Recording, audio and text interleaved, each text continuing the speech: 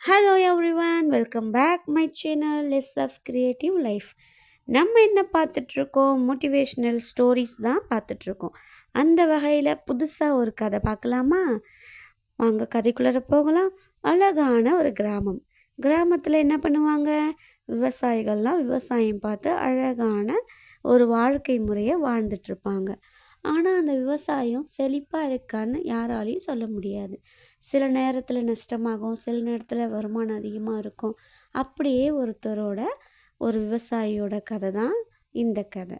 நீங்கள் என்னோடய சேனலில் புதுசாக பார்க்குறீங்கன்னா சப்ஸ்கிரைப் பண்ணிவிட்டு பாருங்கள். கிராமத்தில் ஒரு விவசாயி ஒருத்தர் அப்படி தான் விவசாயம் பண்ணிகிட்ருக்காரு.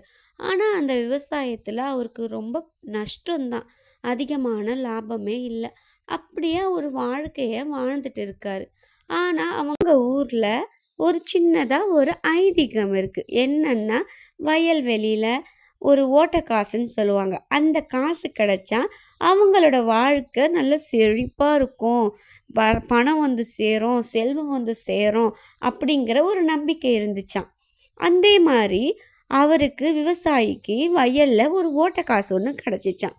ஓட்ட காசு கிடச்சவும் ரொம்ப சந்தோஷத்தில் ஒரு அப்படியே பைக்குள்ளே போட்டு வீட்டில் எடுத்துகிட்டு போய் அவர் மனைவி கிட்ட காட்டினாங்களாம். மனைவியும் பார்த்துட்டு ரொம்ப சந்தோஷப்பட்டாங்களாம். அவங்க என்ன நினச்சாங்களாம், இதுக்கப்புறம் நம்ம வாழ்க்கை நல்லா இருக்கும், செழிப்பாக இருக்கும், நம்ம நல்லா இருப்போம் அப்படிங்கிற ஒரு சின்ன நம்பிக்கையை அந்த ஓட்ட காசு கொடுத்துச்சான். அந்த ஓட்ட காசு வந்ததுலேன்னு அவங்க வாழ்க்கையே அப்படியே மாறிச்சான். உடனே வறுமையிலேருந்து மீண்டாங்களாம், நல்ல செல்வ செழிப்பாக இருந்தாங்களாம். விவசாயம் நல்ல செழிப்பாச்சான், நல்ல செல்வம் வந்து பெருக்குச்சான். அவர் எப்போவுமே அந்த காசு சட்டை பாக்கெட்டில் தான் வச்சுருப்பாங்களாம். வைக்கும் போது எங்கே போனாலும் அந்த சட்டை பாக்கெட்டில் அந்த காசு இருக்கான்னு பார்த்துட்டு போவாங்களாம். இப்படியே அவர் கார் வாங்கினாராம், வீடு கட்டினாராம். இப்படியே அவர் வாழ்க்கையில் ரொம்ப சந்தோஷமாக இருந்தாராம். திடீர்னு ஒரு நாள் அவருக்கு ஒரு ஆசை வந்துச்சான், அந்த ஓட்ட காசை நான் பார்க்கணும் அப்படின்னு சொல்லிட்டு. அவர் மனைவி கிட்ட கேட்டாராம், எனக்கு அந்த ஓட்ட காசை பார்க்கணும், நீ எடுத்துகிட்டு வந்து கொடு அப்படின்னு சொல்லிட்டு சொன்னாங்களாம். அவங்க மனைவி ஒன்றுமே புரியலையாம், முழிக்கிறாங்களாம். இல்லை, நான் பார்க்கணும், இன்றைக்கி நான் பார்த்தே ஆகணும், இப்போ தான் நம்ம நல்லா இருக்குமே, ஏங்க அதை பார்க்குறீங்க, வேணாம் அப்படின்னு சொன்னாங்களாம். இல்லை, நான் அதை பார்த்தே ஆகணும்னு சொல்லவும் சட்டை பாக்கெட் உள்ள காசை எடுத்து பார்த்தா அதில் ஒன்றுமே இல்லையா, சாதாரண காசாம். என்ன இது சாதாரண காசாக இருக்குன்னு ரொம்ப ஒரு ஆச்சரியமாகிடுச்சான் அவருக்கு. அவங்க மனைவிட்ட கேட்டாங்களாம், அந்த காசு எங்கன்னு. நீங்கள் கொடுத்த மறுநாளே அந்த காசு நம்மளை விட்டு தொலைஞ்சிடுச்சு, சொன்னால் வருத்தப்படுவீங்கன்னு அவங்கள்ட்ட சொல்லலை.